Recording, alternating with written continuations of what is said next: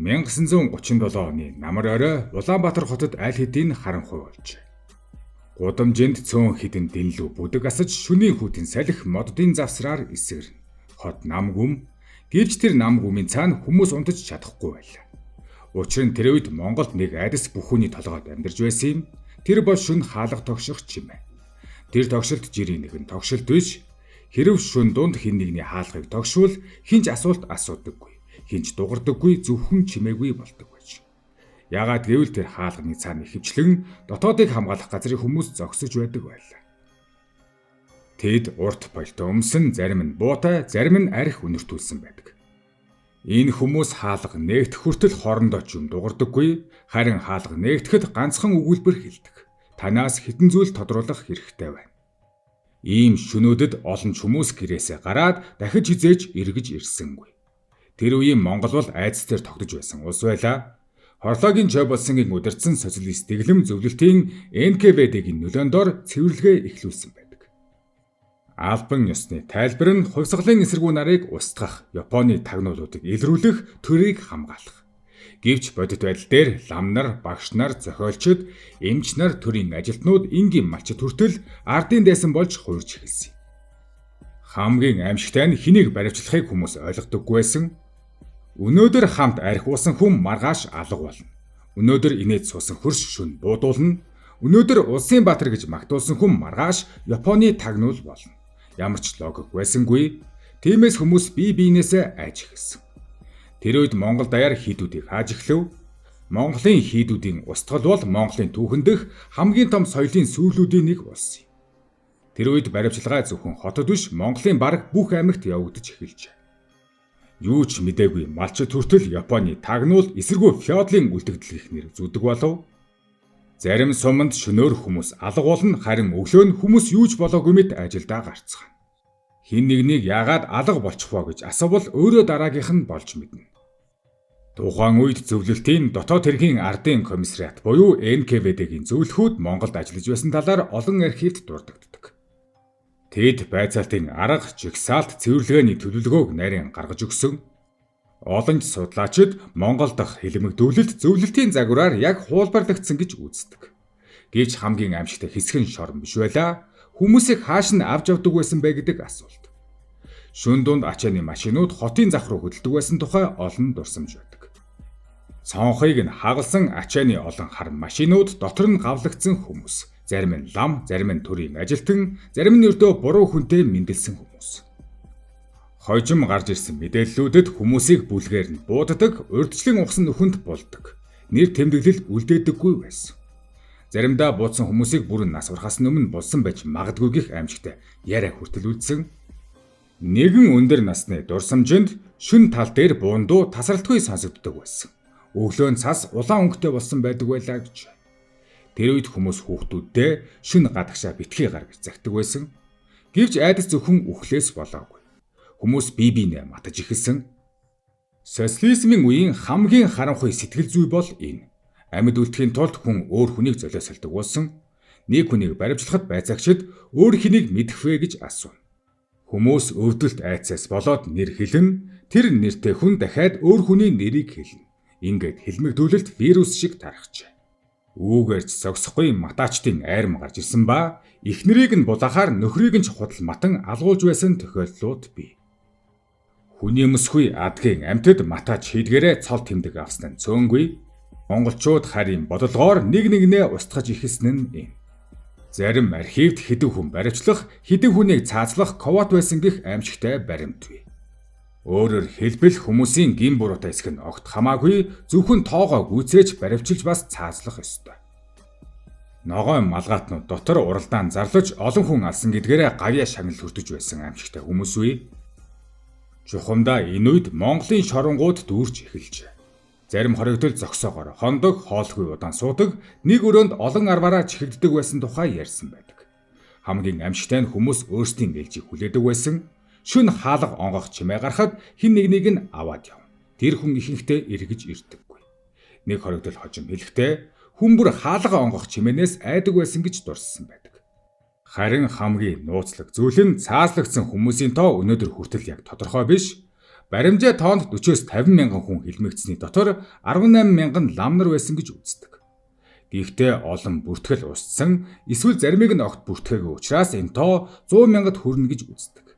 1938 оны өвөл Улаанбаатарын гудамжинд хасах 30 хэмээн хүүтэн салхи үлээж байлаа. Гэвч хамгийн хүүтэн газар нь гадаа биш байсан, тэр бол байцаалтын өрөөнүүд. Социализмын үеийн хилмигдүүлэлтийн хамгийн харанхуй хэсэг бол хүмүүсийг буутсан явдал биш, харин буутахаас өмнө тэднийг хэрхэн байцааж байсан тухай билээ. Дотоодыг хамгаалах газрын байр руу орсон хүмүүсийн олонх нь нэг ижил зүйл ярьсан байдаг. Тэнд цаг хугацаа байхгүй мэд санагддаг байсан гэж. Цонхгүй өрөөнүүд шар бүдэг гэрэл, тамхины өтгөн үнэр. Бас модон ширээний ард хөдөлгөөнгүй суух байцаагч. Тэдний хамгийн ихний асуулт нь хэний даалгавраар ажилласан бэ? Ихэнх хүмүүс юу ч ойлгодоггүй байсан, учир нь тэд үнэхээр юу ч хийгээгүй. Нэгэн амьд үлцэх хүний дурсамжинд биеихэндээ бүх зүйл андуурал гэж бодсон гэж. Тэр жирийн багш байсан гэвч түүнийг Японы тагнуул хувьсгалын эсэргүү нууц бүлгийн гишүүн гэж буруутгаж. Тэр инээсэн гэдэг энэ бүхэн удахгүй дуусна гэж бодсон учраас. Гэхдээ юу ч дуусаагүй. Харин байцаалт хэдэн цагаар биш хэдэн хоногоор үргэлжилдэг байсан тухай гэрчлэлүүд байдаг. Хүмүүсийг унтуулахгүй, ээжлэн байцаах, ширээнээс босгохгүй, тасралтгүй гэрэл тусах зэрэг аргууд бол наад захын жишээ. Ирчүүдээс гадна олон жирэмсэн болон хүүхүүл эмэгтэй нар хүний тооноос хайр инэрлгүйгээр хасагдсан. Зарим мэдээллийг харахад хэн нэгэнд ярьж өгөмгүй жишээнүүд олон бий. Зарим хоригдол 3 дахь хоногоос бодож чадхаа болдог байсан гэж дурссан байдаг. Тэр үед хүний тарих зөвхөн нэг л зүйл хүсдэг, унтах, юу ч байсан хамаагүй дуусгах. Тиймээс эрүүдэн шүүлтийн эцэст олон хүн тиймээ би буруутай гэж гарын үсэг зурдаг болсон. Гэхдээ асуудал үүгээр дуустдаггүй. Байцаагчид дараагийн асуултаа асуухтаа өөр хинтээ хамт байсан бэ гэж асуув. Эндээс л хилмигдүүлэлт улам томордог байж.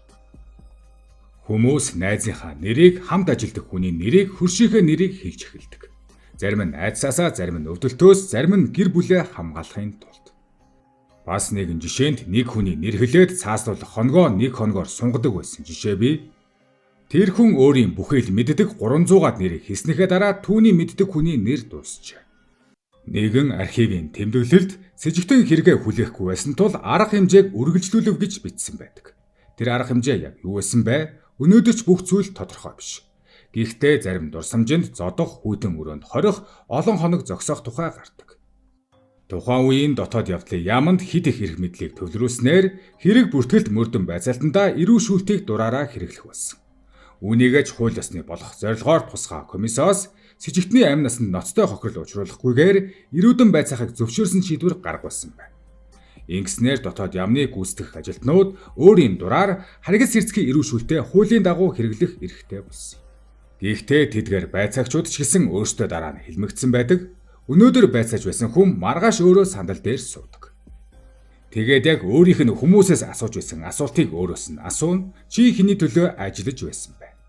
Тэр үед хүүхдүүдийн амьдрал бүрч харанхуй болсон. Эцэг их нь алга болсон хүүхдүүд хамаатнараа дамжин амьдрал нь овгоо нуух гэж оролдоно.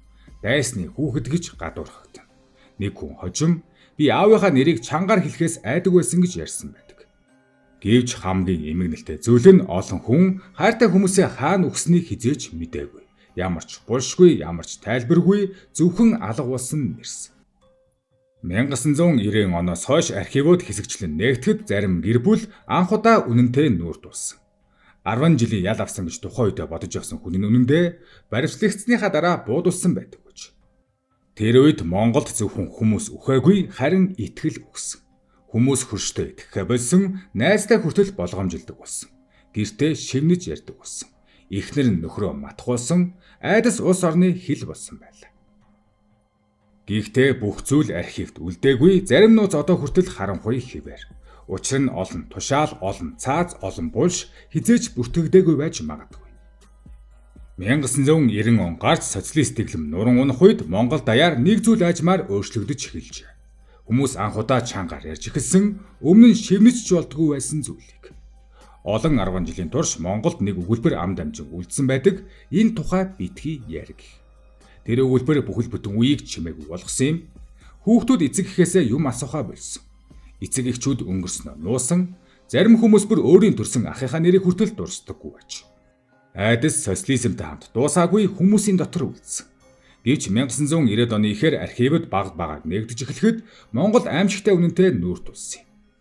Шаарлсан хавтаст хэрэгүүдээс байцаалтын протокол, хүчээр авсан мэдүүлэг, цаазын тогтоол, нэрсийн жигсаалтууд гарч эхлэв. Ингээд хүмүүс нэгэн аймшигтай зүйлийг ойлгосон, олон мянган хүмүүс огт гин зэмгүй байж. Зарим хэрэг ердөө хитгэн мөртөө байсан гэдэг Японы талд ажилласан байж болцсохгүй. Байж болцсохгүй гэх тэр ганц өгүүлбэр хүний амьдралыг дуусгахад хангалттай. Монголын тал нутгийн зарим газраас хүний яснууд сумны хонгой урагдсан хувцас гавны үлдэгдэл олдож эхэлсэн байдаг. Зарим малтлагын үеэр хүмүүсийн гавлын ясанд бууны шарх илэрсэн тухай судалгаанд дурддагддаг. Тэр мөчид олон гэр бүл анхудаа манай хүн үнэхээр буудуулжээ гэдгийг ойлгосон. Гэвч хамгийн өрөвдөлтэй зүйл нь ихэнх шарилыг таних боломжгүй байсан. Ямар ч нэр байхгүй, ямар ч тэмдэг байхгүй зөвхөн яснууд. Нэгэн өндөр настай эмэгтэй хэлэхдээ би аавынхан булшийг насан туршдаа хайсан гэж ярьсан байдаг. Тэр эмэгтэй 70 гаруй настай болсон хойноо л аав нь баривчлагдсан шөндөө хэдхэн цагийн дараа буудуусныг олж мэджээ. Харин түүний аавын шарил хизээч олдоогүй. Гэхдээ архив нээгдэх тусам өөр нэг аимшигтай үнэн гарч ирсэн. Хэлмэгдүүлэлт зөвхөн Москвагийн тушаал байгаагүй байж магадгүй. Зарим Монголын албан тушаалтнууд нэрсийн жигсаалтыг өөрөө гаргаж, мэдүүлэг шахаж, баримтчилгаа зохион байгуулж байсан тухай баримтууд байдаг. Бас нэгэн хамгийн маргаантай асуулт байдаг нь хорлоогийн чой болсон яг ямар үүрэгтэй байсан бэ? Зарим хүмүүс түүнийг Сталины шахалтанд орсон зөвлөлт холбоотуулсаас айсан. Өөрөө ч хяналтаа алдсан гэж үздэг. Харин бусд нь тэр бүхнийг мэдэж байсан, хэлмэгдүүлэлтийг удирдсан, гарын үсэг зурсан гэдгийг онцолдог. Бас тусгаар тогтнолоо олохын тулд үүнээсээр арга байгаагүй гэж үздэг. Энэ маргаан өнөөдөр ч бүрэн дуусаагүй. Гэхдээ нэг л зүйл тодорхой 1937-оос 1939 он Монголын түүхийг үрд өөрчилсөн. Олон мянган хүн алга болсон, олон мянган хүүхэд өнжирсэн. Олон мянган гэр бүл айдас дотор амьдарчээ. Өнөөдөр хэлмэгдэхсдийн дурсгалын хөшөөн дээр хүмүүс жил бүр цэцэг өргөдөг. Тэнд чулуун дээр мянган нэрс байдаг. Гэхдээ чулуун дээр бичигдээгүй асар олон хүмүүс үе. Өнөөдөр ч Монголын тал нутагт нэргүй булшнууд, олдоогүй архивууд, яригдаагүй гэрчлэлүүд хаа нэгтээ нуугдсаар байдаг. Монголд өрнсөн их хядлага нь 1922 онд эхлэн 1937-онд дээд зэгтээ хүрч 1939 оноос бага зэрэг сарсан боловч янз бүрийн хэлбэрээр олон жил үргэлжилсэн. Энэ нь тухайн үеийн Монголын нийгмийн бүхий л давхаргыг хамарсан хэлмэгдүүлэлт байлаа. 1939 он гэхэд хэлмэгдүүлэлт бага зэрэг саарсан боловч үнэндээ юу ч дуусаагүй. Буудлага зогссон байж магадгүй, харин айдас хэвээр үлдсэн. Монгол даяар мянган айл хоосорсон байлаа. Зарим гэрт аав нь байхгүй, ах нь байхгүй, нөхөр нь байхгүй. Хүмүүс хайртай хүмүүсийнхээ хувцсыг олон жил хадгалсан байдаг, эргэж ирнэ гэж тэд хүлээж. Нэгэн настай эмэгтэй хэлэхдээ ээж минь орой болгон хаалга руу хардаг байсан гэж дурссан байдаг. Түүний нөхөр 1938 онд баривчлагдсан. Дараа нь ямар ч мэдээ ирээгүй. Гэхдээ эхнэр нь нас барах хүртлээр нэг өдөр орж ирнэ гэж итгэсээр байсан гэдэг. Хэлмэгдүүлэлтийн дараа амьд үлдсэн хүмүүсийн ихэнх нь дуугүй амьдрахыг сурсан, тэд өнгөрснөө ярьдаггүй, хүүхдүүдтэй ч үннээ хэлдэггүй. Гэртээ хүртэл болгоомжтой ярьдаг болсон, айдсан зан чанар болжээ. Социализмын үеийн Монгол хүмүүс улс төрийн тухай чангаар ярьдаггүй байсан нь санамсаргүй зүйл биш, тэр бол амьд үлдэх арга нь байсан. Нэгэн хөгшин нэр хэлэхдээ бид үнэн юм ярьж болохгүй нийгэмд хөгшөрсөн гэж хэлсэн байдаг. Тэр өгүүлбэр бүхэл бүтэн үеийн сэтгэл зүйг тайлбарладаг. 1990 оны ардчилсан өөрчлөлтийн дараа хүмүүс анхудаа хэлмэгдүүлэлтийн тухай, алга болсон гэр бүлийнхээ тухай, нууц цаазын тухай ил ярьж эхэлсэн. Гэхдээ үннийг сонсоход хүртэл хэцүү байсан. Зарим хүмүүс аавыгаа баатар гэж бодон өссөн, харин дараа нь архив нээгдэхэд Японы тагнуул гэж хэрэг тулгасан бичиг олддог. Тэгээд хэдэн жилийн дараа тэр хэрэг нь зохиомол байсан нь тогтогдсон. Энэ мэтээр хүмүүс нэг амьдралынхаа турш худал түүхэн дотор амьдарсаар иржээ. Хэлмэгдэхсдийн дурсгалын хөшөөн дээрх нэрсийг олон хүн удаан ширддэг.